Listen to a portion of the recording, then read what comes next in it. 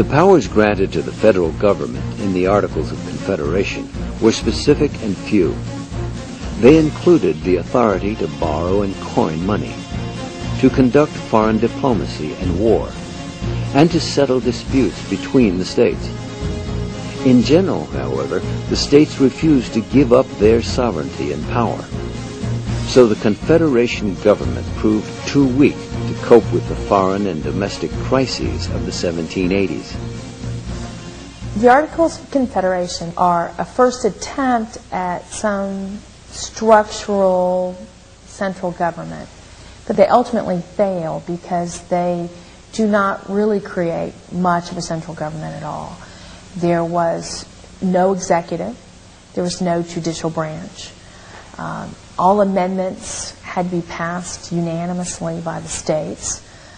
There was no form of raising revenue. Everyone was to donate if they wanted to, and you can imagine how little money they raised doing that.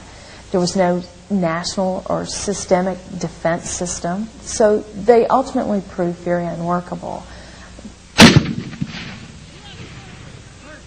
I would look at three areas where people had concerns about the insufficiency of the authority of the national government under the Articles of Confederation. One of these was economics, particularly in the area of trade. With the loose affiliation of the Articles of Confederation, the states were free to tax goods that were produced in other states. They were free to set up tariffs and barriers to trade to try to protect their own local farms and industries. This was disastrous from an economic point of view. So something had to be done to create free trade, really, among the several states.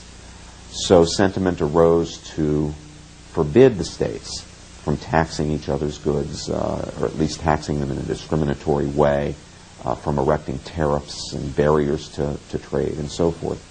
Another area was in the area of a domestic order, having a national government that would be strong enough to ensure that the states weren't actually fighting with each other.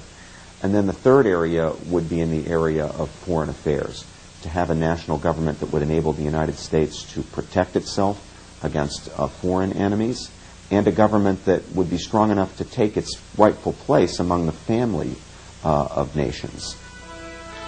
By 1787, most Americans recognized that the Articles of Confederation were too weak to provide an effective union of the states. In view of these concerns on the economic and domestic and foreign affairs front, sentiment arose for a stronger constitution, a constitution with a stronger national government. And the framers quickly realized this. By 1787 in May, they meet in Annapolis to reconsider their Articles of Confederation, to alter them. They don't have a quorum. They meet in September in Philadelphia. And the first order of business really is the most interesting.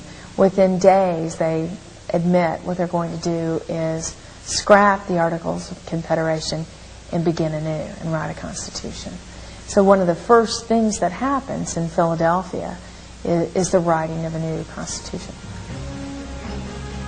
Although the Articles of Confederation failed to establish a strong central government, it was a necessary first step that led up to the drafting of the United States Constitution in 1787. American independence had been achieved. The next great challenge was for this loose confederation to come together as one nation.